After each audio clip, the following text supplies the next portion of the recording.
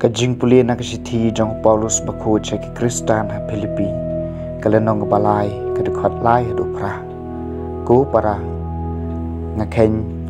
nilong kajing ot share basisha ngi ba mane yo blai hakaman sim bat kibas ngau kraw ha Christ Jesu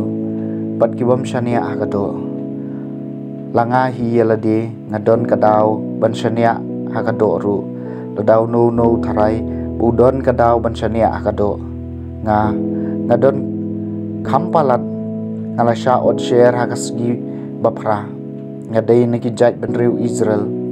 nakajaj Benjamin u Hebrew balakha naki Hebrew hakajing rakhe ahanpan u Parisi hakajing shirham niam unong ban ben ya kabalang hakajing le hok katkum ka an ngalong ubaklem bunam Henry ya kanu kajing mentoy bangalayo nganyo ka kum kabom lerkam na kabantao Chris toy lanyo ki baro ki bom lerkam namar kajing koridor kajing tip ya Chris Jesu try jonga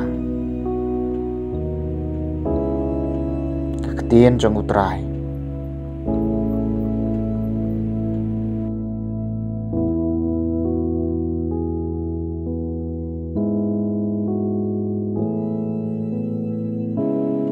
kajing puli na ka gospel bakhoy kat kum Lukas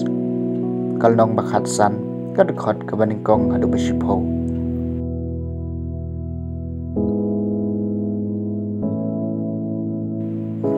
ha kata kapor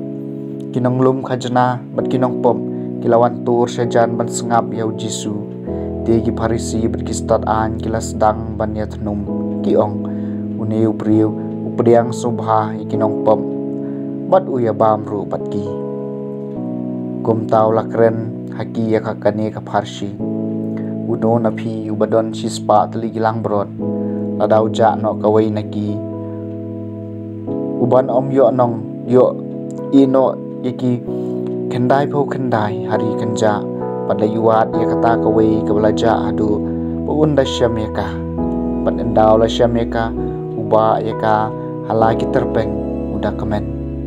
bat habaw la poi hayeng khot iki parlok jung u bat iki marjan marpa uong haki yo ye kemen bat nga naba ngala syem ya kalang brod jonga kabalaja hakaju karukom ngaong hapi omdon kajing kemen kabakham kraw habeneng namar uwei unong pop ubakala kabamon ban ye ki kendai pho kendai ngot ki bomdon kam ya kajing kala kabamon ne kano ka kanthei kabadon sipho tali kisbai rupa ada kaja no ye kawai kasbai kaban om thang ye kasyarak patsar ye kayeng barwat benia hadu bakan dasem ye ka enda kala syem ka khot ye lagi lok kijor bat ki marjan marpa bat ka ong haki to ye kemen bat nga naba ngala syem ye kasbai ka ba ngalaja hakaju karukom ngayethu ye phi bakadon kajing kemen hakamat ki angelu blai na kabentau wayu nong pop ubakala kabamut ka gospel jong try